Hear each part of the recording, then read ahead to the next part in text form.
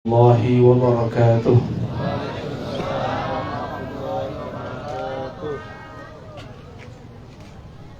الحمد لله الذي استوى بجلاله وجماله على عرشه العظيم، والحمد لله الذي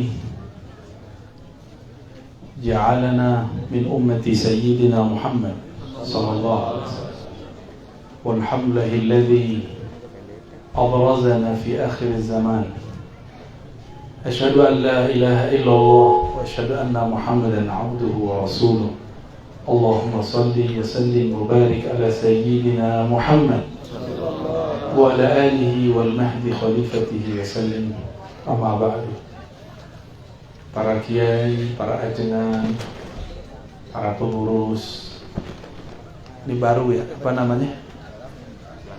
Pelantikan. Boleh pengantin semua nih? Iya, pengantin semua, ranting. Para pengantin baru. Ranting apa namanya? Kecamatan Cikulur. Kecamatan Cikulur. Semoga semua diberkahi oleh Allah Subhanahu wa taala. Ada satu hadis yang sering kita dengar dari kiai-kiai kita dulu, ternyata hadisnya sahih, riwayat Imam Muslim. Baginda Nabi naik ke mimbar lalu berdoa, Ya Allah, la tahlik ummati bil jauh. Ya Allah, jangan hancurkan umatku karena kelaparan. Lalu diaminkan oleh Sayyidina Jibril. Dan yang kedua, Allahumma la tahlik ummati bil gharq. Ya Allah, jangan hancurkan umatku karena gharq, bencana tenggelam, baik tenggelam di bumi seperti Qarun ataupun tenggelam di laut. Tapi yang ketiga, Allahumma la tahlik ummati ba'duhum ba'dha. Ya Allah, jangan jadikan umatku rusak, saling pecah, saling serang menyerang, salah menyalahkan, bunuh membunuh, sesat menyesatkan satu sama lain. Tapi ternyata Sayyidina Jibril yang bolak-balik naik ke langit, yang setiap hari memandang Lauh Mahfuz, di situ ada catatan-catatan masa depan umat. Beliau tidak berani mengatakan amin. Dari situ tahulah kita bahwa tidak semua doa mesti diangkat. Namun Nabi Muhammad SAW mengerti kalau takdir itu kadang masih bisa digeser, tapi ternyata takdir ini tidak bisa digeser. Takdir perpecahan umat itu tidak bisa digeser. Jangankan komunitas Nahdiyin dengan Muhammadiyah, Salafi, Jemaat Tabligh, Ikhwan Muslimin, sesama Nahdiyin pun berpecah. Benar gak? Jangankan Nahdiyin yang besar, satu pesantren Nahdiyin saja itu sudah pecah. Jangankan satu pesantren, satu kelas pun kadang sudah berlainan. Ini sudah sunnatullah kepada kita. Maka jangan bermimpi untuk menyatukan umat, tapi bermimpilah mengislah umat, memperbaiki umat. Yang bisa menyatukan umat itu cuma dua sosok. Satu baginda Rasul SAW, yang kedua pewaris mutlaknya Al-Imam Al-Mahdi. Kita ini bukan Rasul, bukan juga Imam Mahdi. Maka jangan mimpi banyak-banyak. Gak usah terlalu galau dengan perpecahan ini, ya. Mungkin pada galau nih kayaknya, ya. Yang grup Cirebon sama grup Jawa Tengah, ya. Udahlah, biasa aja. Saya setiap kali melihat perpecahan saya senyum. Sungguh benar engkau wahai Rasulullah. Sungguh benar engkau wahai Rasulullah. Tapi Rasulullah tetap ingin menggeser takdir. Bahkan beliau berdoa berkali-kali, tapi Allah Ta'ala tidak izinkan. Oleh karena itu terakhir Nabi minta. Nabi iradahnya, kehendaknya harus takluk kepada iradah Allah. Maka adab orang yang mengenal Allah tidak meminta yang tidak dikehendaki Allah Subhanahu wa ta'ala. Jadi udahlah ya, ini pandemi sudah dari sono, Covid udah dari sana Pak. Allah sudah tetapkan bahwa di akhir zaman semua bencana ada. Apa maksiat dulu di zaman dahulu ada sekarang. Apa mara bahaya terjadi zaman sebelum Nabi Muhammad ada sekarang. Umat Nabi Lut ngapain? Apa dosa mereka? Jeruk makan jeruk kan? Di kalangan umat ini nambah lagi, bukan jeruk makan jeruk. Pisang. Duh, Ustaz, dibunyiin. Semuanya ada sekarang. Jadi kita cukup ridho menjalani, lalu memilih menjadi kaum agen-agen rahmat Allah. Karena dalam Al-Quran dikatakan semuanya pasti berpecah belah kecuali man rahima rabbuk atau man rahima rabbi, kecuali yang dirahmati oleh Allah Subhanahu wa ta'ala.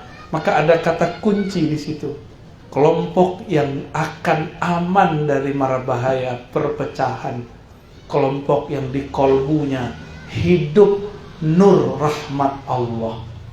Rahmatullah itu adalah Rasulullah. Wa ma arsalnaka illa rahmatan lil alamin. Tidaklah kami utus engkau kecuali sebagai rahmat. Berarti rahmat bagi alam, rahmatullah. Apa arti rahmat? Kekasih tersayang Allah atau kasih sayangnya Allah.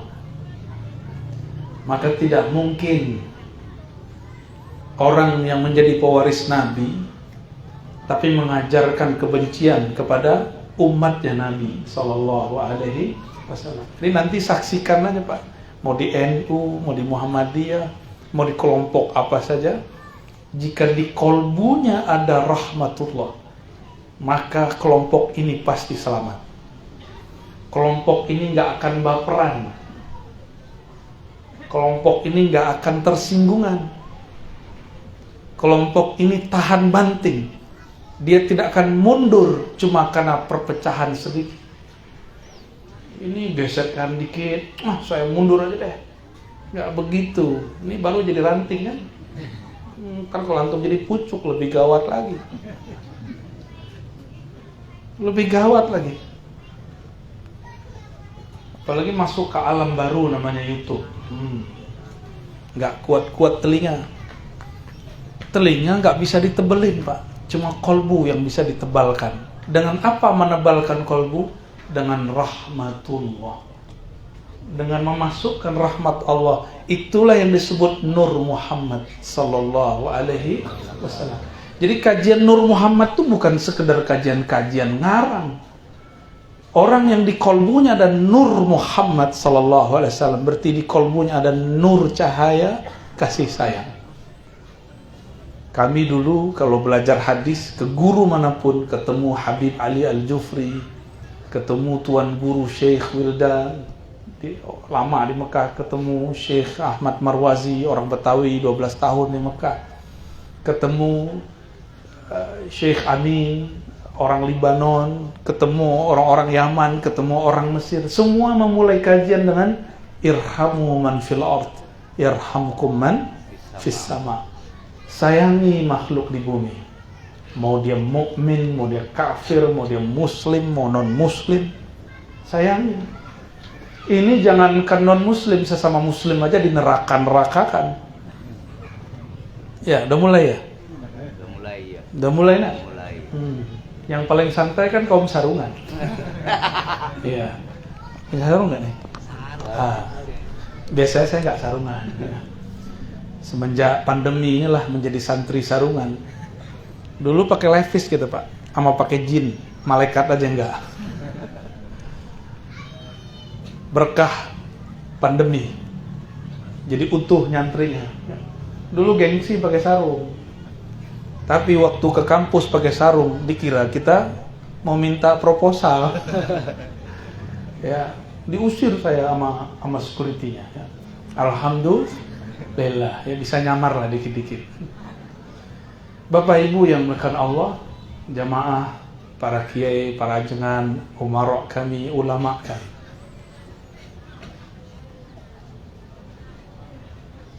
Karena Nabi SAW paham umat akhir zaman bagaimana, dan kita hidup di akhir zaman, Pak. Jadi jangan mikir lagi ini masih lama, masih lama. Ini sudah lama.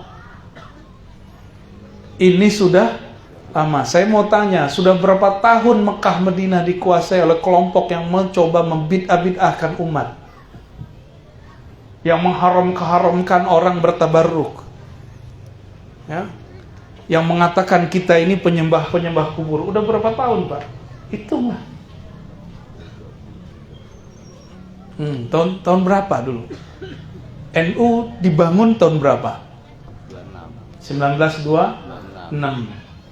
Turki Utsmani runtuh 1924. Tapi Mekah Madinah belum dikuasai. Mekah Madinah baru dikuasai tahun 1933.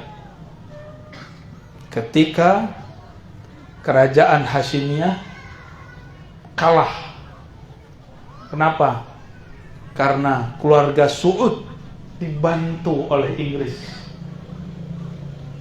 Dibantu persenjataannya oleh Inggris. Dulu Inggris ini kaki dua, Pak, dulu.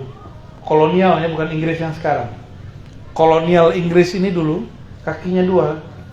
Jadi dia punya orang di Sultan Hashim, punya orang di keturunan Saud. Setelah kemudian dikaji oleh mata-matanya, mereka bilang keluarga Hashim gak bisa diatur. Yang bisa kita setir ini keluarga Saud. Udah kasih dana, kasih senjata, dan berhasil takluklah 1933. Total Mekah Madinah dikuasai oleh kelompok yang mereka menyebut kita sebagai penyembah kubur. Ini bau-bau kubur Rio ini kan? La hadrati la hadrati la hadrati la rohia. Ini lidahnya kan kelihatan nih. Bau-bau kubur semua ini. Ila arwahi ila arwahi. Bentar lagi mau bulan ruah ya. Ruah arwah ya. Plesetannya kan begitu. Bulan ruahan itu kiai-kiai laku keras. Proyek.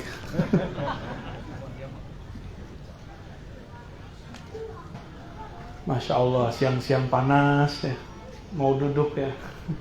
Moga diberkahi Allah Bapak Ibu ya. Kalau bukanlah karena kita cinta, tentu kita nggak mau duduk ya. Ini panas-panas, Bu. Ntar bedaknya habis loh, Bu. Luntur. Semoga anginnya sepoi-sepoi ya. Ini panitia udah percaya sama malaikat angin. Semoga nanti jadi AC. Allahumma sholli ala sayyidina Muhammad. Maka Nabi mengabarkan hadis yang masyhur, sataftariku ummati ala 73 firqah. Umatku akan terpecah menjadi 73 golongan. Ini hadis diperebutkan orang ini. NU nare ya. Muhammadiyah ambil. Salafi Wahabi ambil. Hizbut Tahrir ambil juga. Semuanya ambil. Apalagi saya. Semuanya masuk neraka. Ini kan gawat. Kulluha finnar illa firqatan wahidah. Semua masuk neraka pasti kecuali satu.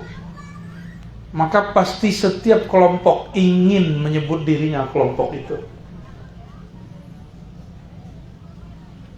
Lalu ditanya Rasulullah SAW, siapa kelompok yang satu wahai baginda Rasul?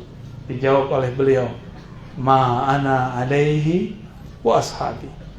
Kelompok yang ana alaihi, akulah yang jadi imamnya. Wa ashabi, karena mereka tidak bertemu aku, mereka mengikuti ashab. Ashab jamak dari sahabat, sahib. Sahabat ada berapa? Ada beberapa banyak sahabat. Sahabat Nabi bukan sahabat antum di Facebook. Di Facebook kalau 5.000 udah gak bisa ya, buat baru ya.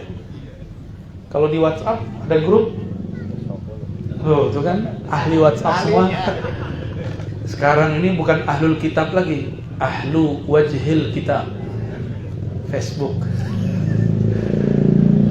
wajhu face, kitab book, wajhul kitab. Ya, punya semua ya. Ya, saya nggak punya Pak, dulu punya, tapi wajahnya udah hilang, tinggal booknya. Alhamdulillah, antum masih baca mukanya kan? Nabi mengatakan yang ikut aku, berarti ketemu Nabi. Mesti ketemu Nabi. Ada nggak kelompok orang NU ketemu Nabi nggak? Antum ketemu Nabi nggak? Jenggotnya lumayan. Ini ajib nih orang NU berjenggot nih. Nah, 1, 2. Ya. Ada bisa nyamar. Ya. Biasanya nggak ada tuh, kiai-kiai nggak ada jenggotnya dikit. Ya. Jangan antum nyamar lagi. Saya ketemu kawan saya, mantan Wahabi, orang Mesir, ahli qiraat. Kata dia, aswaja dan sufi di Mesir anti jenggot katanya. Kalau kita nggak anti jenggot, anti jenglot. Makanya curiga ini jenggotnya. Besok-besok bisa dipotong nih. Jangan dipotong, lanjut ya. Kalau bisa lebih panjang. Kalau di kampung saya, orang berjenggot itu dukun dulu. Jadi kiai-kiai nggak mau berjenggot karena takut disebut puskun, ustadz plus dukun. Ada maharnya biasanya. Alhamdulillah, saya berjenggot tapi nggak di kampung. Jadi aman, nggak disebut uskun, disebut us-us aja, ustadz. Nabi mengatakan yang ikut aku langsung atau ikut sahabat-sahabatku. Jumlah sahabat berapa? Berapa jumlah sahabat, Ibu? Hah? Nggak tahu. 4. Dikit amat. Ashabi, jumlah sahabat Nabi 124.000. Berapanya? 100. Dari 124.000 yang berfatwa nggak nyampe 100. Yang ngajar banyak, tapi yang berani berfatwa nggak sampai 100 orang, nggak nyampe 100. Dari semua itu paling cuma 25 sahabat yang betul-betul mujtahid, mutlak. Dari semua itu sisa 4 lah. Dari 4 itu makanya imam ada 4. Itu bukan cocok logi Pak, itu sunnatullah. Ya, itu sunnah. Tapi 4 saja kan ada 5. Ulul azmi ada berapa? Ulul azmi. Nabi Rasul yang ulul azmi. Oke, kita turunin ke belakang lagi. Jumlah para Rasul dan Nabi berapa semua? 124.000. Ibu-ibu coba dihafalin. Jumlah Nabi Rasul berapa? 124. Nabi bersabda, ulama pewaris para nabi. Maka jumlah ulama setelah Nabi dihapus mesti 124.000 minimal. Ulama wali Allah minimal setiap masa. Karena nabi-nabi ini dia lagi mencari siapa yang akan menjadi pewarisnya. Ini wadahnya cukup nggak? Ya. Di ruhaniyah, arwah-arwah para rasul, para nabi itu lagi cari siapa yang berhak menjadi pewarisnya. Al ulama warasatul anbiya. Dalam Islam tidak ada reinkarnasi, yang ada waris rohani. Kalau reinkarnasi, jiwanya mati, lahir lagi, jiwanya mati, lahir lagi, sampai moksa. Tapi kalau dalam ilmu ma'rifatullah, ruh bukan jiwa. Ruh itu tidak pernah mati sampai dia wusul kepada Allah Subhanahu wa ta'ala. Dan wusul terakhir di akhir zaman ini. zaman kita. Jumlah nabi berapa tadi? 124.000. Ini ngajinya nggak pakai kata-katawa ya Bapak Ibu ya, agak serius sedikit karena planting, biar serius kalian jalan. Ya, biar kalau antum metakan kerja itu nggak main-main lagi, ya. Jangan main-main, bukan nyari proyek nih, bukan. Ya. Kita ini sedang berjuang. Juang bahasa Arabnya jihad, walaupun sarungan ini kan jihadnya harus kuat. Ini jihad masa jihad arbi, ya, pra-kital, jihad pra-perang. Jihad apa ini? Nah ini yang paling berat sebenarnya jihad sekarang, karena jihad melawan diri sendiri. Jihadun nafs, ya. Ini paling berat. 124.000 yang jadi rasul berapa? 313. Coba, nggak ada cocok logi. Ahlul Badar yang berjuang bersama Nabi waktu perang Badar berapa jumlahnya? 313. Dulu yang perang dengan Sayyidina Talut berapa? Dari puluhan ribu tentaranya diuji cuma karena nggak boleh minum air di sungai. Lagi aus-aus ketemu sungai, kata Talut, tidak boleh kalian meminum kecuali cuma sebatas dapat tangan, ghurfatan biyadi. Ujian bener nggak? Karena antum nih mau dapat proyek besar, tiba-tiba ada kalam, nggak boleh ambil kecuali sedikit. Oh, buyar itu. Ntar pimpinannya, gurunya dituduh makan proyek. Bakal ada, nanti masa kan ada terus. Nanti ada yang mundur. Begitu terus. Tidak mau lagi berjuang. Bayangkan, puluhan ribu tentara Talut, sisa berapa? 313. Tapi menang nggak? Kam min fi'atin qalilah ghalabat fi'atan katsira. Banyak kelompok kecil mengalahkan kelompok besar. Ini dalilnya. Maka saya meyakini walaupun versi ahli riwayat hadis perang Badar itu 313 lawan 1000. Kalau versi saya enggak.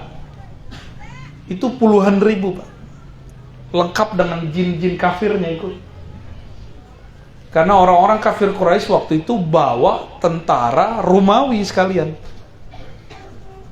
Tapi itu nggak disebut ya. Jarang disebut orang. Karena ini cuma gerakan yang berulang.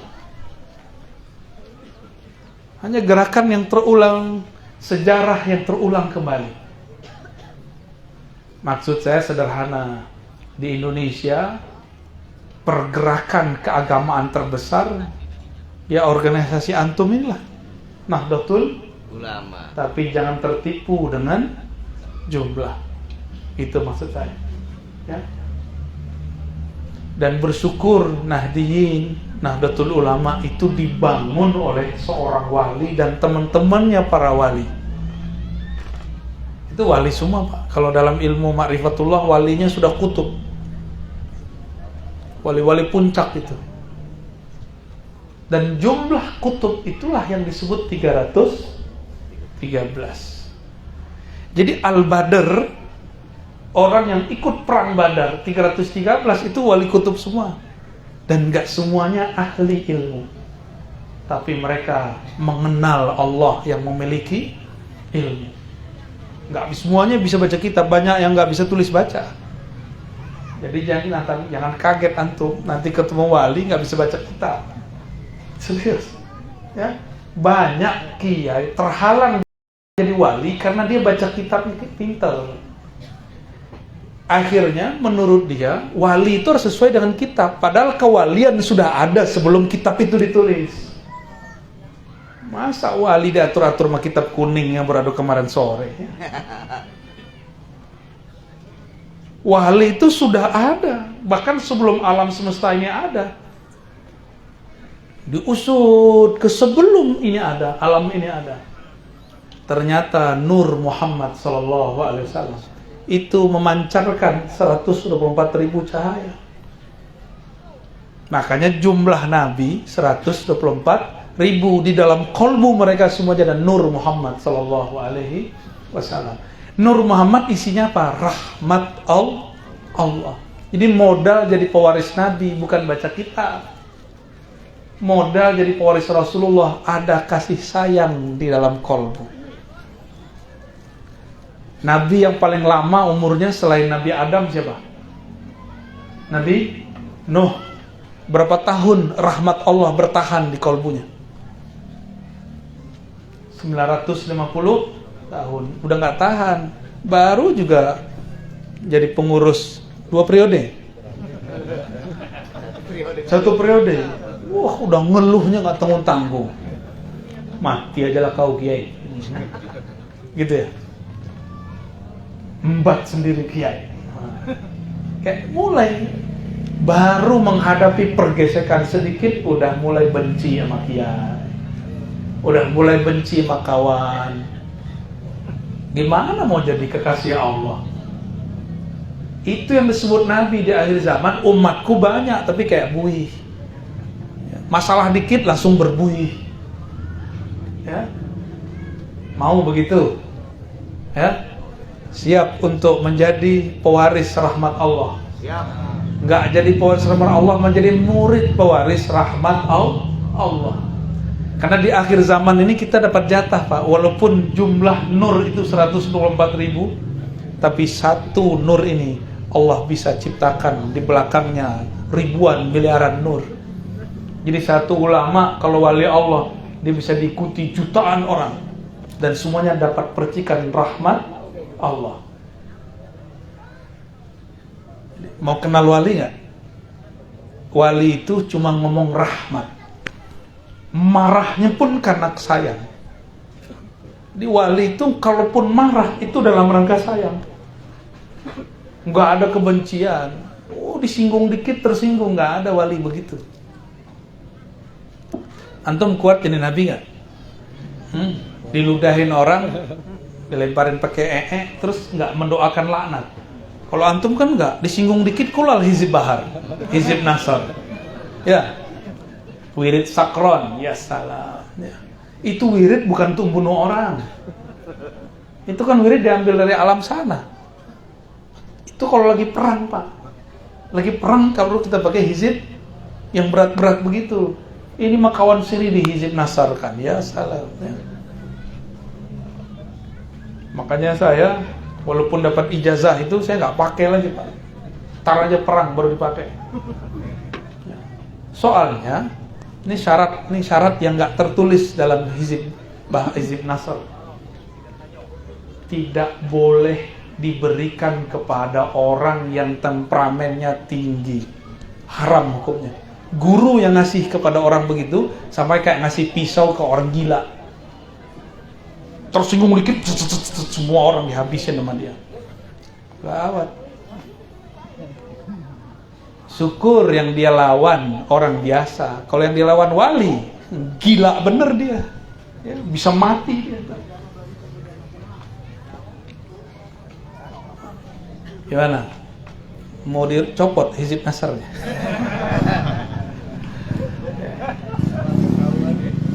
Raja-raja, ya. Antum suuzon sama makhluk sih ya.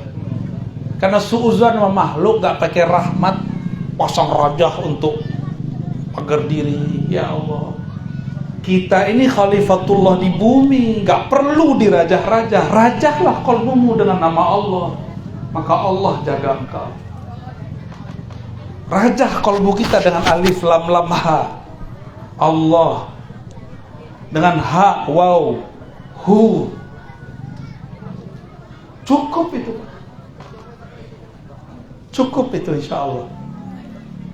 Teman-teman Banser, ya, Rijalul Ansor, jangan berpaling ke jalan lain. Kalau mau jadi orang yang jagoan, bukan dengan ilmu kanuragan. Orang hebat itu bukan yang sakti. Orang hebat itu yang bisa mengendalikan emosi. Maka hizib nasar secara ilmu hakikat haram diijazahkan kecuali kepada penyabar.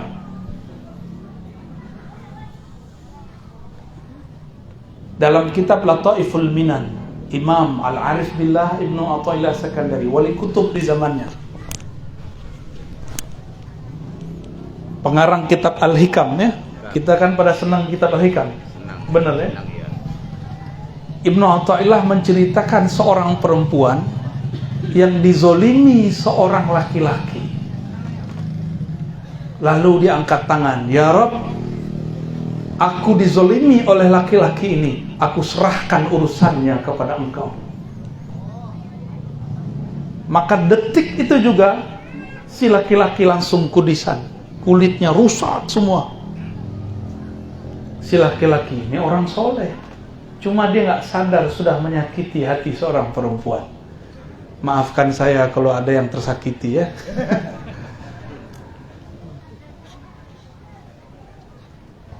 Berobatlah ke semua orang, nggak ada kiai yang bisa menyembuhkan. Ternyata berkecamuk dia. Ada ahli kitab, seorang rahib bukan muslim, tapi kasaf. Ini membingungkan ini. Ini kasaf apa ini? Ya.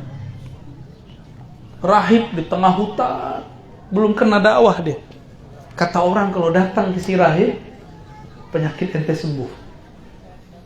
Akhirnya datanglah si kiai muda ini kepada si rahib yang sudah kudisan sepenuh badannya. Apa kata si rahib?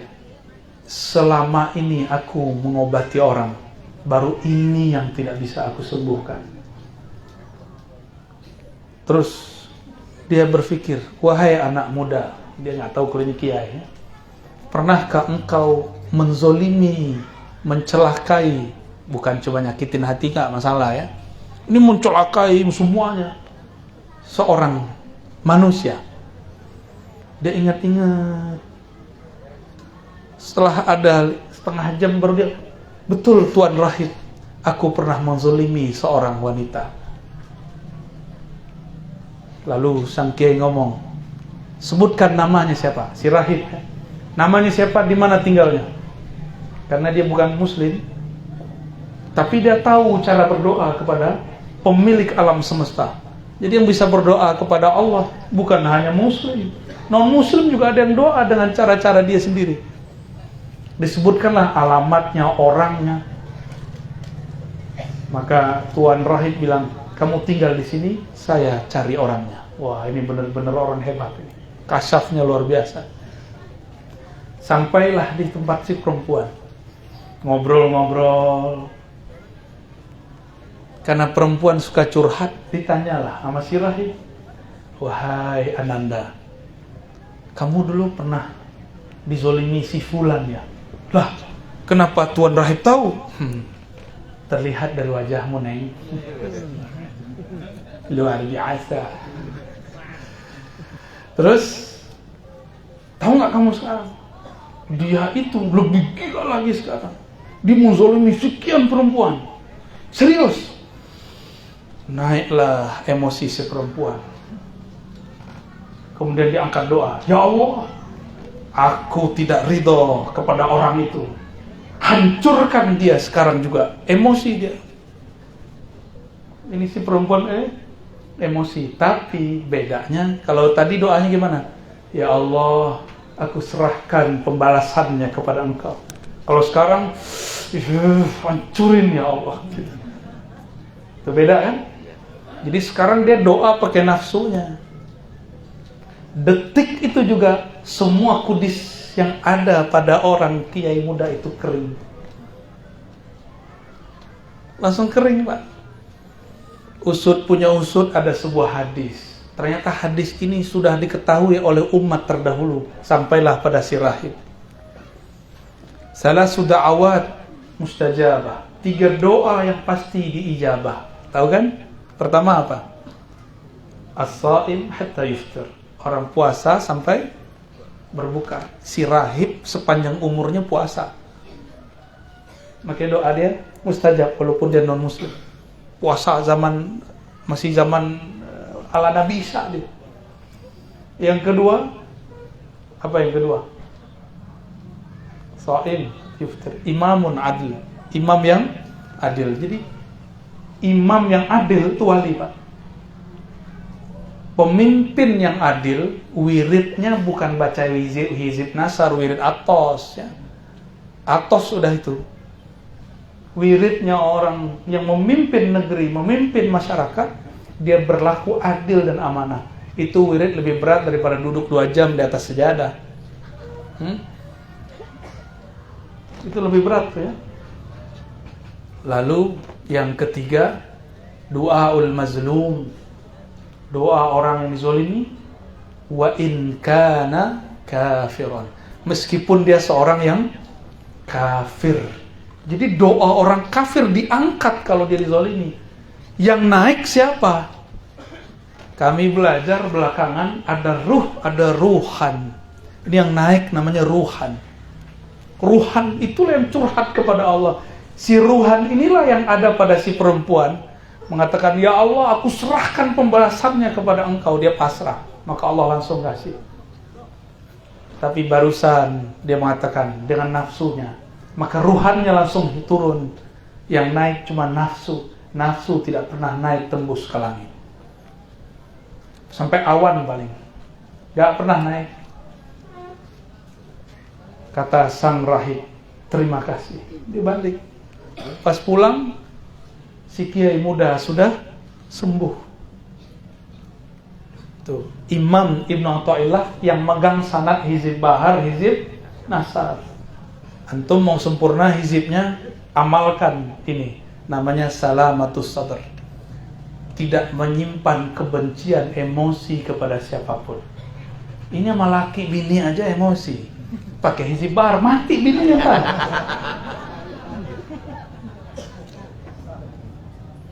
Punya murid, bacaannya hizib nasar. Waktu marah sama muridnya, melayanglah itu penghapus. Dia kena kepala muridnya. Emosi ya. Gimana? Mau jadi yang mana?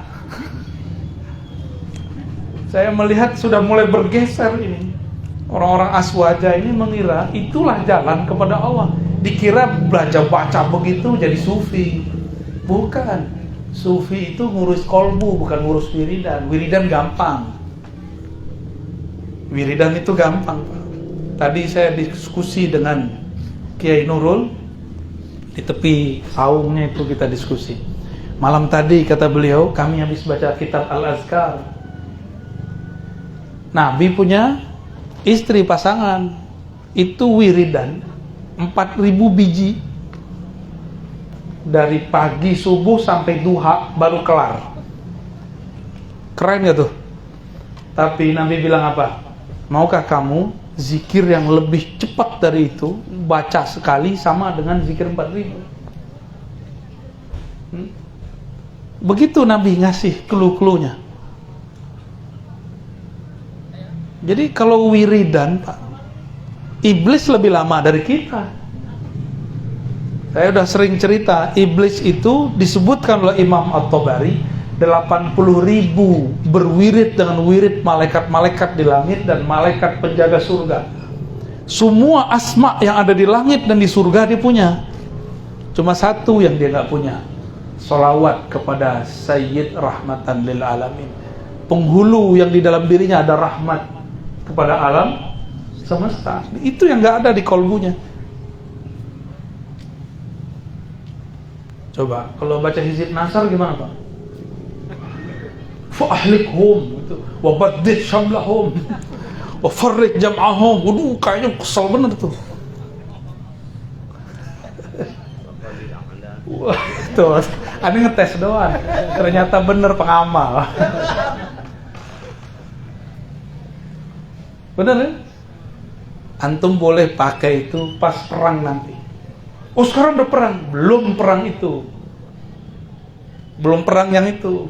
Kata Imam Abdul Hasan Syazili, seandainya orang di Baghdad baca hizib nasar, Tatar, kelompok Bani Tatar, atau orang-orang Mughal tidak akan sanggup menaklukkan Baghdad. Jadi di Baghdad banyak ulama tapi mereka sudah tidak ada yang memagar negeri, yang ada cuma magar-magar diri sendiri. Mereka udah sibuk dengan urusan politik, diskusi politik, diskusi, ilmu ma'rifat tertinggal. Kata beliau, ya, siapa yang membaca hizib kami, falahu malana. Yang baca hizib kami, wirid kami, maka dia dapat yang kami dapatkan. Puncak hizib Imam Abdul Hasan Syadzili bukan hizib Nasar, tapi hizib Al-Bar. Kalau itu antum mau saya ijazahkan siang ini juga. Ya. Itu isinya dari awal sampai akhir makom rohani. Ya, minimal sekali sepekan diamalkan. Ya, panjang soalnya. Tapi harus ada kiai yang menjelaskan maknanya. Jadi setiap selesai ngaji jelaskan satu jumlahnya, satu fakarahnya. Apa maknanya ini? Mau? Serius? Serius. Ya. Tapi nggak semuanya serius. Di depan saya nggak semuanya serius. Ya. Di depan saya ada yang sudah punya, jadi nggak usah lah ya. Masa sumur datang ke sumur datang ke mana? Yang benar orang datang ke sumur atau sumur yang jalan-jalan?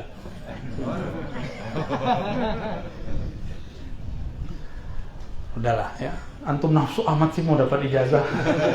Tuh ngetes aja tuh ya. Ternyata kita nafsu semua. Ada kawan nafsu banget pada ketemu ngapain? Minta ijazah wirid. Ya salah. Zaman sekarang jangan nafsu sama wirid. Kita itu sekarang yang dicari, yang Nabi sebut itu. Maukah kamu aku tunjukkan zikir kalau kamu baca sama dengan 4.000. Sama kayak zikir dari pagi sampai duha. Tapi kalau kawan kita gagal paham juga, yang dia pahami cuma bacaannya, bukan ma'rifatnya. Subhanallah adada ma khalaqa fis sama. Gitu kan? Maha suci Allah, maha hebat Allah, sebanyak bilangan yang dia ciptakan di langit. Adada ma khalaqa fis sama. Subhanallah adada ma khalaqa fil ard. Subhanallah adada ma khalaqa ma baina dzalik.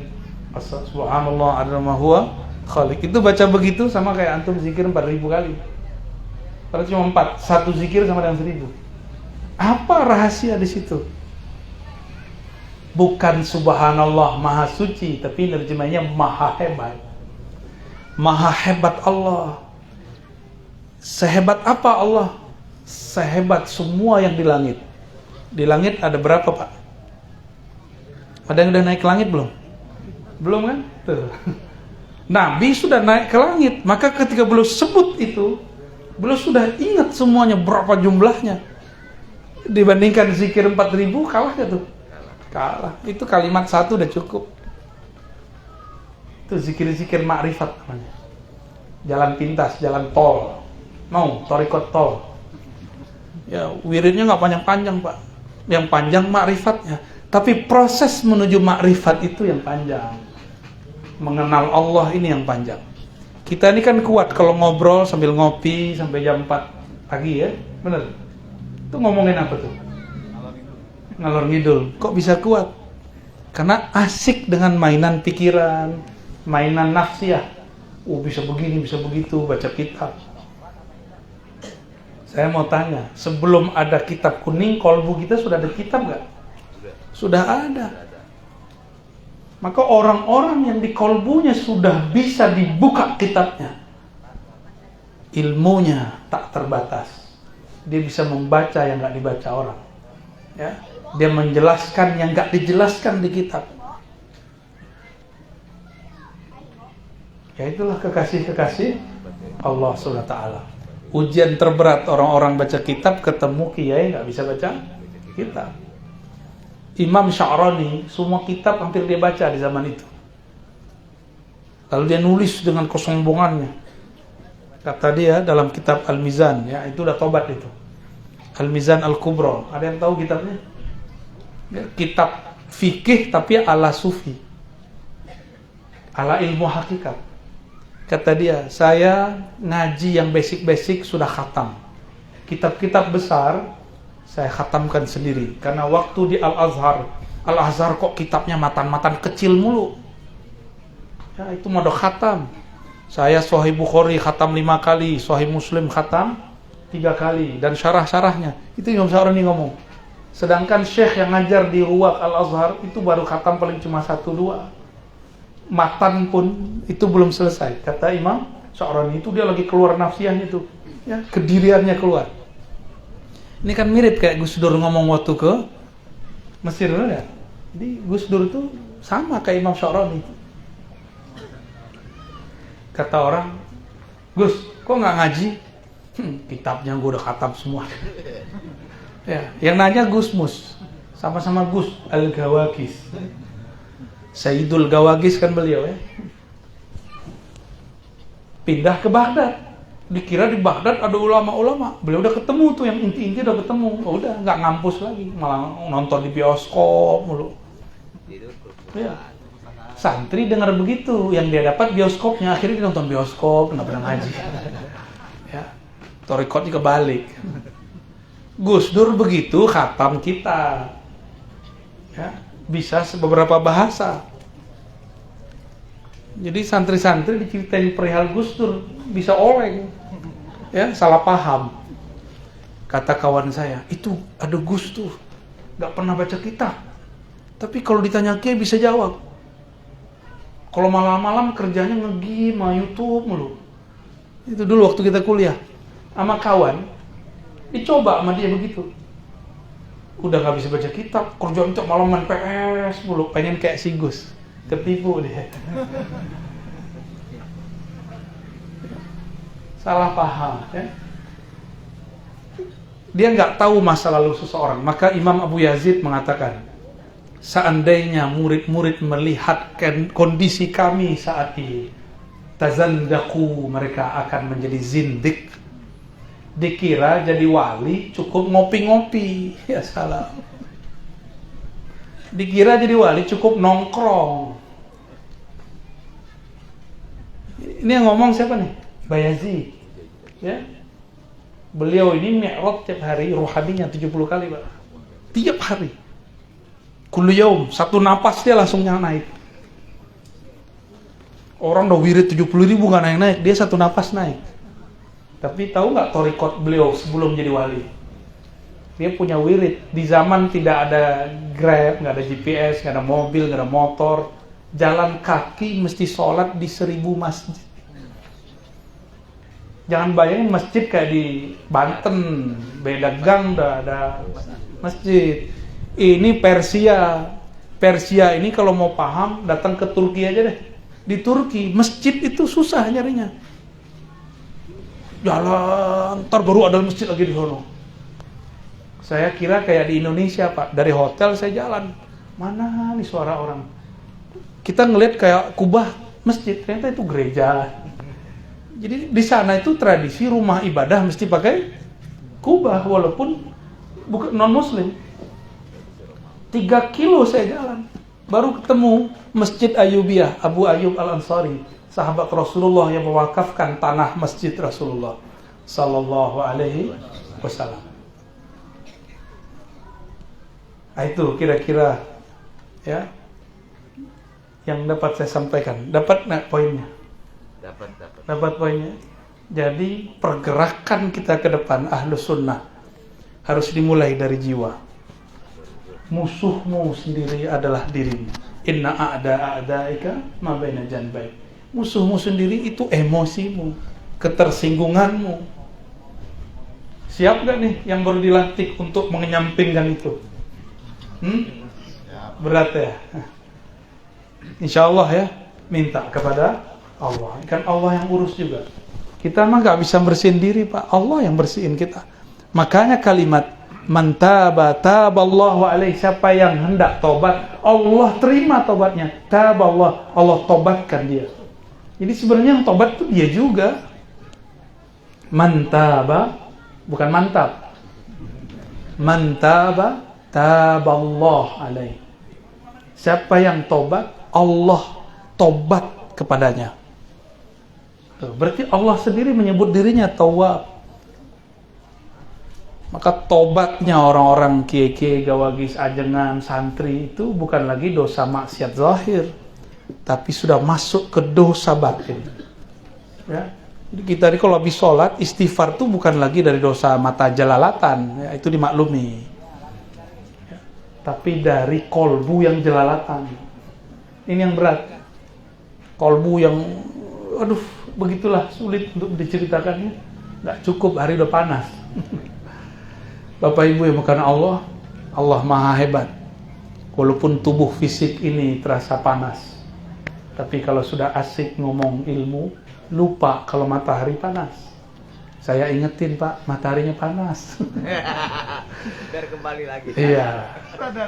Biar sadar. Cukup ya? Kurang kayaknya. Apa lagi? Kurang. Ya udah, saya kasih satu clue aja deh. Inti Hizib Bahar di mana? Nih oleh-oleh buat antum. Inti Hizib Bahar ada di lafaz pertama. Coba baca lafaz pertamanya. Allahumma ya alim, ya azim, ya halim, anta rabbi, wa ilmuka hasbi. Coba diterjemah. Ya alim, wahai yang maha mengetahui.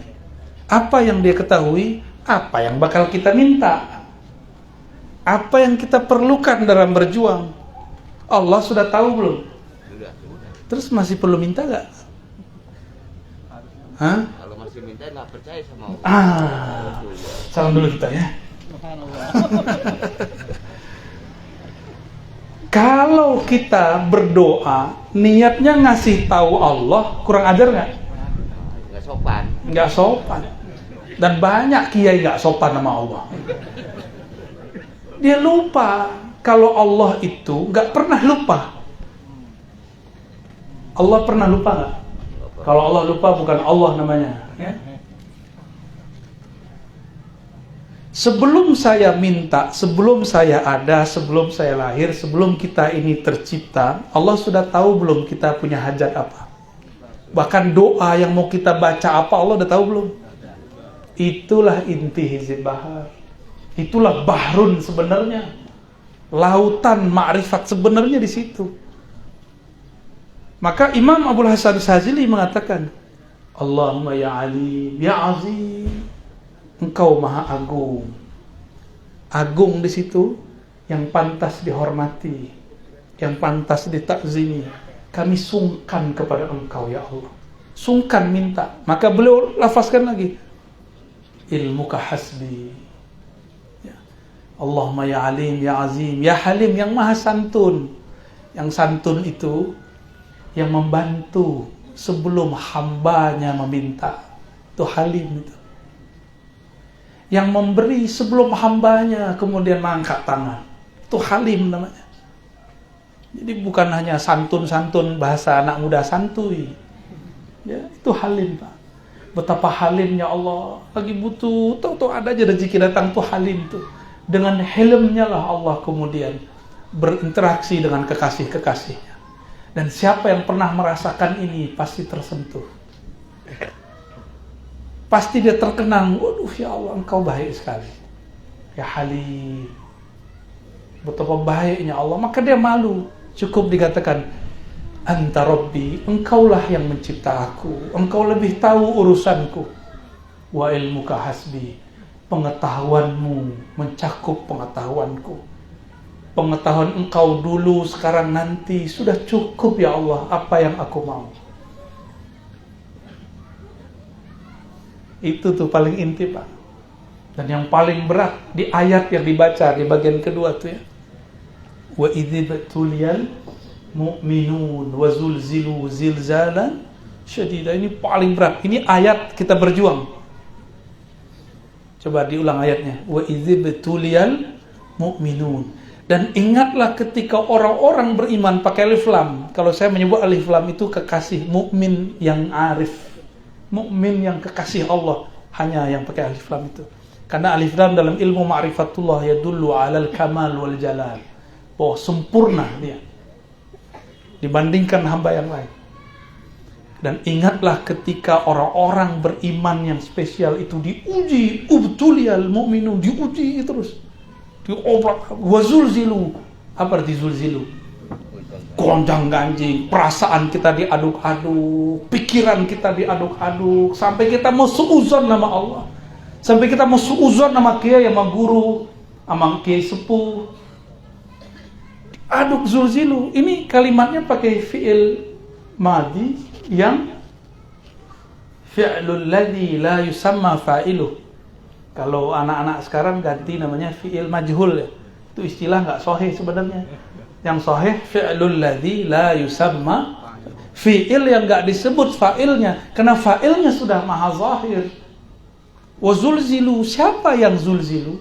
Yang menzalzalkan siapa? Allah. Kalau kita diaduk-aduk sama kekasih kita, terima nggak? Terima. Karena antum, kita ini tidak merasa benar-benar kekasih Allah, nggak terima diaduk-aduk. Malah nyari kambing hitam. Nggak sportif nih ciri-ciri ntar. Ciri-ciri waktu berjuang, ada masalah dikit dia cari kambing hitam. Apalagi buat acara begini kan butuh dana. Mohon maaf ya, saya juga orang lapangan, ngerti lah kita. Berbosa segala macam. Di saat-saat begitu nafsiyah jalan ya. Yang berhasil dapetin dana pengen dihargai, yang nggak berhasil salah nyalahin orang, begitulah terus melempar-lempar. Itu namanya zulzilu. Maka ciri-ciri orang-orang yang tidak berhasil, nanti dia ngomong wayakul, dan berkata orang-orang yang di kolbunya ada marad, allazina fi qulubihim marad, yang di kolbunya ada penyakit. Ma wa'adallahu illa ghurura, yang Allah janjikan itu bohong. Allah ini kayaknya nggak bener ini, kayaknya perjuangan ini. Maka disitulah mereka mundur, buat yang baru ya. Nanti buat yang baru, ranting baru entar. Rantingan, cabang baru, PB baru. Hati ntar tuh. Itu karena nggak tahan goncangan itu. Saya yakin benar yang mendirikan Nahdlatul Ulama itu wali-wali Allah. Karena Hadratus Syekh Hasyim Asy'ari murid dari Al-Qutub Al-Kabir Syekh Khalil. Muridnya kutub ya kutub. Ini yang benar-benar murid. Selebihnya ada yang cuma ngambil berkah, ada yang murid separuh-separuh. Makanya murid-muridnya nggak semua jadi wali kutub. Ini jarang dibahasakan orang, Pak. Dari semua wali-wali di Jawa Madura, yang kelas rohaninya hampir bisa menyamai, bahkan bisa ya sepadan dengan Sunan Kalijaga, itulah Syekh Khalil. Jadi sudah lama tuh wali-wali Allah tuh nggak ada yang sehebat Syekh Khalil sampai hari ini. Tapi insya Allah, Allah kemudian ganti masa. Allah kirim orang-orang yang mewarisi ilmu beliau. Ya, jadi selamat diuji, selamat digonjang-ganjing. Ya, kalau sesuatu tidak digonjang-ganjing, nggak ketahuan mana yang berlian, mana yang tiruan, mana yang emas, mana yang kuningan. Semoga kita diselamatkan Allah SWT. Semoga kita termasuk illa man rahimah, kecuali yang dirahmati Allah. Allah marzuqna rahmatan. Ya Allah yang maha rahman, ya maha rahim, dengan rahmatmu maka jadikan kami ahlur rahmah. Di kolbu kami ada rahmah. Wamla' qulubana birahmah, dan penuhi kolbu kami, seluruh yang ada dalam diri kami, satu tetes darah dalam diri kami, semua pancaran rahmatmu, kasih sayangmu. Amin ya rabbal alamin. Al-Fatihah. Ya